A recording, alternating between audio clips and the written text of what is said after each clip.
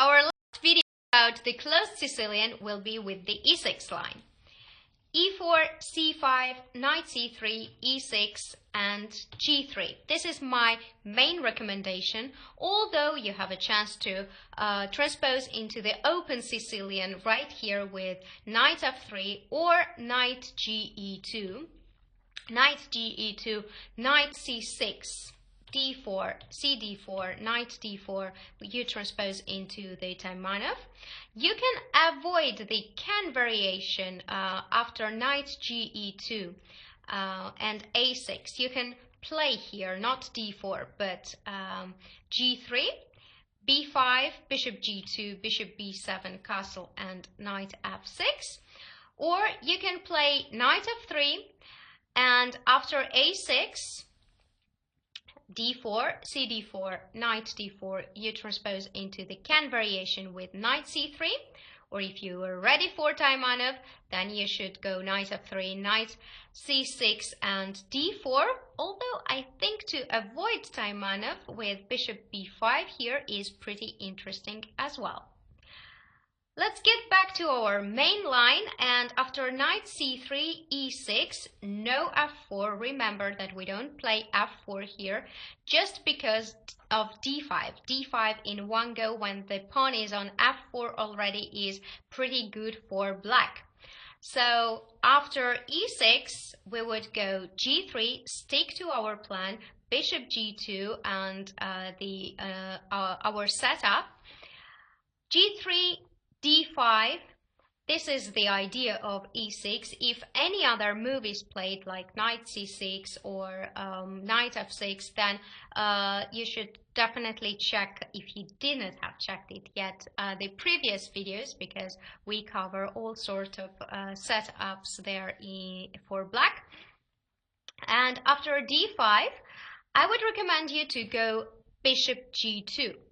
Not to take on d5, because after ed5, ed5, and bishop g2, I think that black is doing very fine after knight f6. Even d4 is looks okay for black after queen e2, just bishop e7.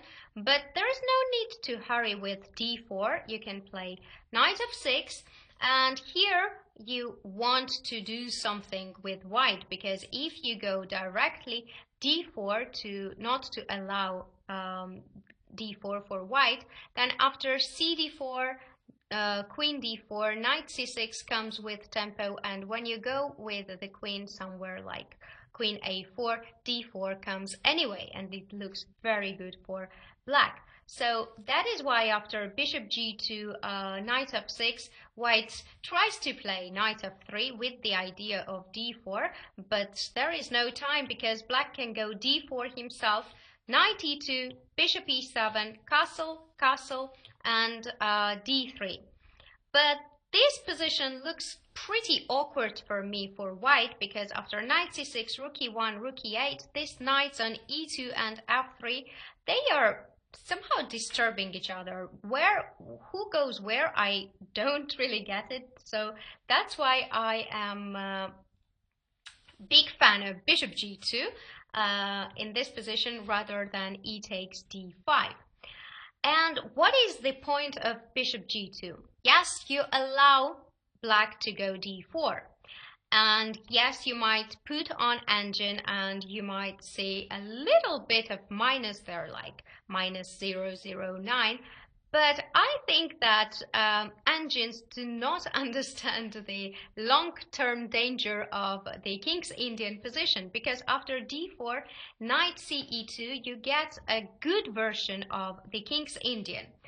I must say that if you put engine on when you have King's Indian with white, then you get an evaluation of, I don't know, +1 or plus 0.65, which is not realistic, of course. And I think that this is very good version of the King's Indian, because the knight is not yet developed and you can go f4 in one go. f4 and knight f3, d3, and the usual plans of King's Indian attacking on the king side. Let's take a look at a bit. Knight c6, d3, knight f6, f4. This is the idea that you go f4 in one go. Bishop e7, knight f3, castle, castle, and b5. After b5, this is one of the line which black can choose. Very interesting would be to disturb this pawn, queenside pawns with a4. After a4, b takes a4 and rook a4, black wants to go a5 and he goes that with the idea of knight d7, knight b6 and a4. But of course white has their own plan, which is g4, g5, knight g3, attacking on the king side. And I was always afraid of being attacked on the king side rather than on queen side, because we know that king is most important piece in the chess game. If it is mated, then you can have lots of material on the queen side, but it would not help the game. Mate is mate. So that is why I think that this is good version of King's Indian, and I think that attack on the king side is much more dangerous than some pawn advance on the queen side.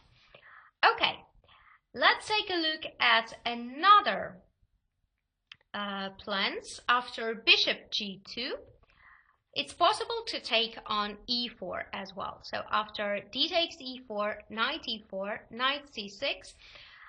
This was the game after d3, bishop e7. This was the game in Khanty-Mansiysk against between Jobava and Vachier Lagrave. And here Jobava played a very, very bad move, a big blunder. Queen g4. Queen g4 is of course okay, he of course saw f5 was coming, but he thought that he would take on g7 and would attack the rook and then go with the knight. But what he missed, of course, is queen d4, and after queen d4 the position is totally lost. What you can do is just take on d4, and after cd4, then the knight is free. You can go knight d2 and enjoy the extra pawn. But the problem is that after queen d4, black takes with the knight, knight d4. And now black has double attack on c2 and on e4 as well. So this position is lost for white. We won't play queen g4, of course. We would go either knight f3 or knight e2, which I find it very interesting. First, when I saw the move knight e2, I was like, but what it is doing on e2? What is the point of having knight on e2? First of all, I would like to point out the advantages of knight e2. Imagine we swap off these knights on g8 and e4, then knight would go to c3, bishop e3, castle, and all our pieces would be on perfect squares, on open diagonals for bishops attacking the c5 pawn. This diagonal is super awesome for the g2 bishop, and I really think that it's very pleasant position for white. Or another thing is that it supports somewhere f4 or d4. So knight e2 is pretty interesting. But another interesting move is of course knight f3. Now let's say black goes e5, not to allow any d4, castle, and knight f6. If f5, black gets very ambitious, then knight ed2, knight f6, and rook e1. And it turns out that these pawns, they are not good for black because they are weak. They should be supported with the pieces, and there is not enough time for black to defend this e5 pawn. After rook e1, he can try to play queen c7 to defend it, but knight c4 comes, and there is no way. Bishop d6 would not work as well, because after knight f e5, bishop f e5, we can take on c6 first, b takes c6, and rook e5. It's total disaster for black. That is why f5 is very ambitious move, and black should not get very greedy. Black should play after castle knight f6, and here white either can take on f6 or go back on c3. Oops, sorry, yeah. Go back on c3 with the idea of rook e1 and put pressure on the e5 pawn.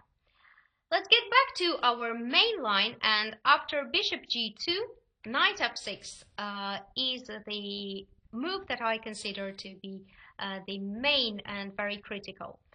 And here I have a very nice idea for you. First, it might look a bit awkward, like, what are you doing? Are you going to play e5 here? Like, seriously? Because the knight is on c3 and you cannot support it with d4 and c3? Yes, I'm going to recommend it to you because I think that it's very, very interesting. To give it a bit of French twist. After e5, okay, let's first calm you down and show you another way to play is d3. Knight c6, e takes d5, e takes d5, and bishop g5. This is also an interesting way to continue this line.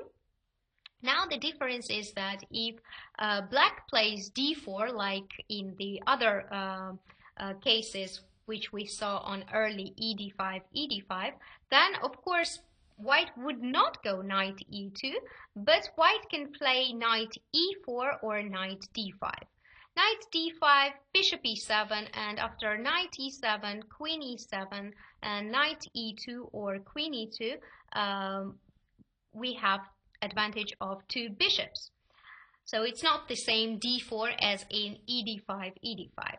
Bishop g5, bishop e7, knight ge2, and d4. Once again, black wants to reach the same position, but the difference is that our bishop is already on g5. So we can take it now on f6, bishop f6, play knight e4, bishop e7, because the pawn on c5 is hanging as well. And after knight f4, castle, castle, our plan would be to play queen h5 to support the d5 square, and then play knight d5. But what happens here is that I think that this position is very, very double-edged, because yes, we have certain plans with queen h5 and knight d5, but we should not forget that we don't have the dark squared bishop. So black has two bishop advantage. And white has a bit less space, so we should try to trade pieces to gain more space. And in this structure, I think that white is always happy to trade the pieces, just because it's somehow a little bit resembles to the structures of Benoni, where you are happy to trade the c8 bishop to the f3 knight. In this case, we reversed it and we traded c1 bishop to f6 knight, and we still have our bishop on g2. So it looks very playable and very double-edged position. But I like more e5. I have to be honest with you, and I have to reveal that I really like the move e5. The idea is that after knight fd7, f4, knight f6, knight f3, and bishop e7, well, here we have to say that move d4 would not make any sense, because after knight e4, black's position does not look good at all. So after bishop e7, castle, we go d4 ourselves. And it gives the position a bit of French twist, because you know, you get this type of positions in French. I don't like the move d3, because after d3, black has a move rook b8 and very easy plan, like in French, to go b5, bother this e5 pawn with f6, a4, a6 is possible, and knight e2, g4 for white, but I would prefer to go d4 to make it clear that you have to take this pawn, because if you go f6, then I would go knight e2, and if I can play c3, I'll be happy, or bishop h3 is another move for white. So if you go on d4, b6, then bishop e3, bishop a6 and rook f2, with the idea of knight e2, c3 and f5 looks pretty good for white, stabilized the position in the center and having free hand on the king side with a good attack. So after castle d4, I think that black should take on d4. Knight e2, of course not knight d4, because after knight d4, queen d4, bishop c5, we are losing this queen, so that's a big mistake. So after cd4, we should go knight e2. Now we want to take on d4 definitely, but with the piece. And here there was a game of Hector J. Englert in 2016, where the play continued with knight c5, knight ed4, bishop d7, and bishop e3. Hector J won the game in the end, and I really think that this is already the position where white has an obvious advantage. Pleasant position, very much pleasant position, because knight is on c5 already. You cannot bother white with moves like f6, which is totally normal in the French defense, because after e takes f6, bishop takes f6, I can take on c6, and the c5 knight is hanging. So after e takes f6, there is possibility to take, of course, with the rook, but still, then this pawn on e6 and e5 square would be great for white, and this is not the ideal version of French structures where black is having some counterattack, and it's just an advantage for white. That is why I think that after knight e2, black should go f6 right away, not to lose any tempo on knight c5, because knight c5 is not great after bishop e3. You cannot go f6 so easily. Knight ed4 and bishop c5. If knight d4 happens, knight d4, f takes e5, and knight e6, of course not f takes e5 back. You should not hurry with that, because after rook f1, queen f1, or bishop f1, or king f1, doesn't matter, knight e5, it's just an extra pawn for black, because the e6 pawn is defended. So after knight d4, f takes e5, knight e6 is the move, of course, and you should not be afraid of queen b6. You're not losing this knight, because after king h1, black cannot take on e6 because of bishop d5, and the queen is lost. And if black plays any other move after queen b6, let's say bishop, oh sorry, not rook d8, but rook e8, then just bishop d5 is there, or knight g5 with queen h5 ideas, it's just lost for black. That is why after knight ed4, I think that bishop c5 is more sensible for black. And after bishop c5, e takes f6, knight takes f6, and c3, I think that white has a very pleasant version of French defense, because now the e6 pawn is pretty weak, and the e5 pawn, e5 square as well. Knight is perfect on d4. It's supported with the c3 pawn, rook e1, king h1 at some point might be just to go out of the pin, and main advantages for white is of course this e6 pawn and e5 square. I think that that's it for the e6 line. You should remember some of the main things, what to do after e6, that you do not have to go f4, because f4 is met with d5 and it's pretty bad for white when the pawn is on f4. So we stick to our plan and go g3 if you don't want to play open Sicilian. And after d5, please do not take on d5, but instead go bishop g2. After d4, you get the good version of King's Indian.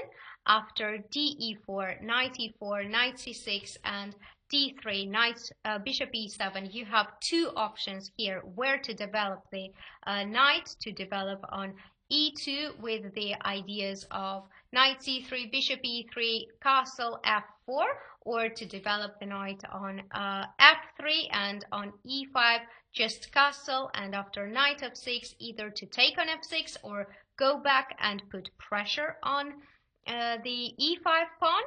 And after knight f6, there you have the choice, either to go into this weirdly into this weird French structure with e5 and f4, knight c6, knight f3, bishop e7, and d4 right here. After cd4, then knight e2 and take the pawn with the knight, or you can choose more calm d3, knight c6, ed5, ed5, and bishop g5. Now, when the knight is already on f6, you have a choice of bishop g5, and this is not the same position as we saw in the early e takes d5, e takes d5. I hope that you enjoyed this video series, and see you in the summary of this video series. Bye bye!